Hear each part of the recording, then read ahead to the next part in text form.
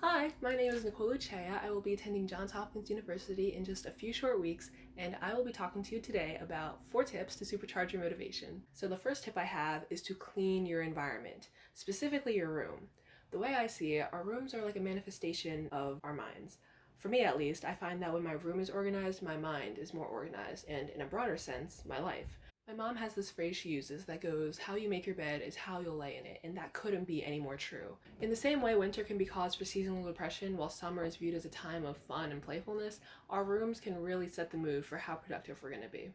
Not only is this because having a cluttered room leaves you nowhere to do the work in question, but there's just something about having a neat environment that makes you more inclined, more willing to do the work. I know I, for one, probably wouldn't have written my essay, or made this video for that matter, had my room not been clean.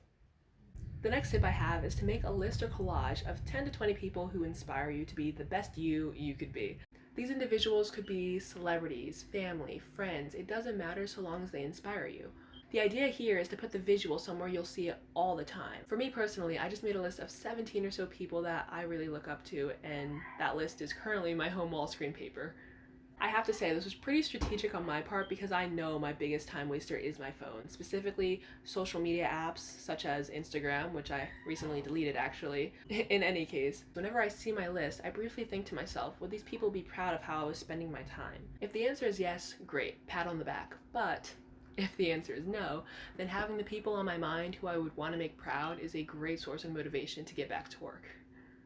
Now I'd like to talk to you about the importance of breaking it down and planning it out. We've all come face to face with a goal, task, aspiration, assignment that we thought was too big to handle, but the thing is, it doesn't have to be that way. The key is to start small. For example, instead of stressing out over the volume of work you have for an in-class presentation, break it down into choosing a topic, researching the topic, and organizing your information. Then, assign yourself different days to actually check off your smaller chunks of work. I don't know about you, but I'd rather think to myself, today's the day I'm choosing a topic, than today's the day I'm completing my entire presentation. And chances are that after completing the first chunk-sized bit of work, you'll be more inclined to do the next one, and the next one, maybe even before you assigned yourself to do it.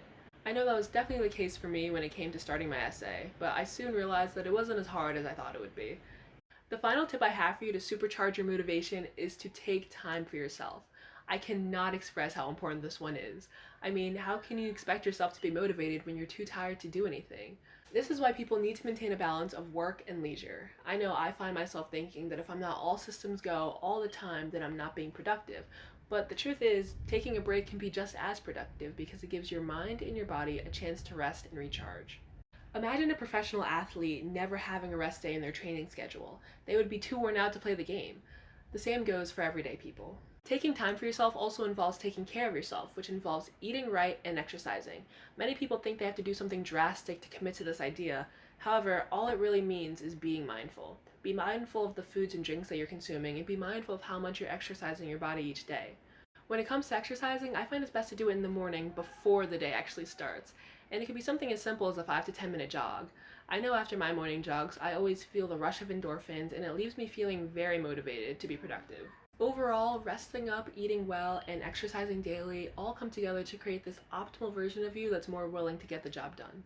I'm Nicole Ucheya, and these have been 4 ideas to help supercharge your motivation.